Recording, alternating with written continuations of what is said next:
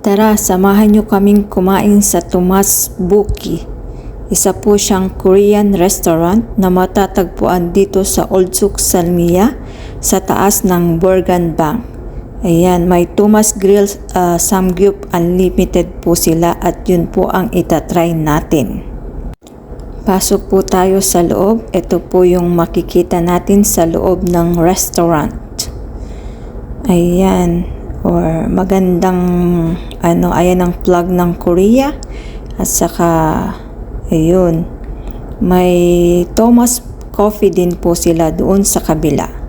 Ayan, may mga kumakain na po, may mga customer. Ayan, ganyan po ang mga table nila, ang setup. Pero dito po kami sa loob.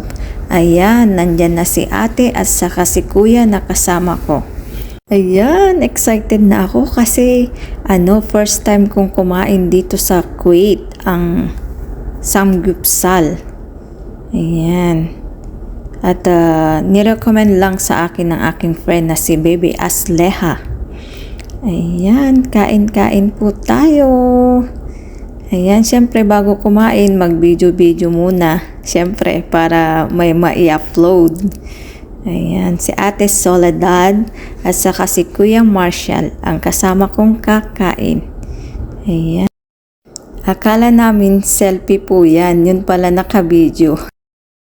Namiss ko to kasi ganito yung lagi naming kinakainan ng mga boss ko at mga alaga ko noon sa Korea. Ayan, ang samgyeopsal ang tawag po dyan. Yung mag-grill ka po ng mga seafood. May shrimp, may squid, tapos may chicken, saka beef, tapos may kasamang kimchi. Ayan. Ayan. Tapos, ikakat mo lang po siyang ganyan para mas madaling maluto. Ayan. O, diba? Napakaseryoso kong magluto. Kasi ang totoo niyan, gutom na po ako.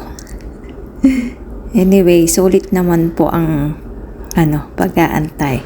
At super happy po ako. Kasi may mga kasama po akong kumain. Ayan. At nag-enjoy po ako sa pagbabaliktad, pagluluto. Ayan. Ayan, yummy. Actually, may isa pang video po akong ginawa. So, abangan nyo po yung isa. Ito ay part 1 lang. Char. Ayan, ang sarap-sarap ng kain namin dyan. Ang dami naming, busog. Nakailang tawag kami. Ito yung last na order na namin, pang-apat na yan. At so-surrender na kami nung maubos namin yan.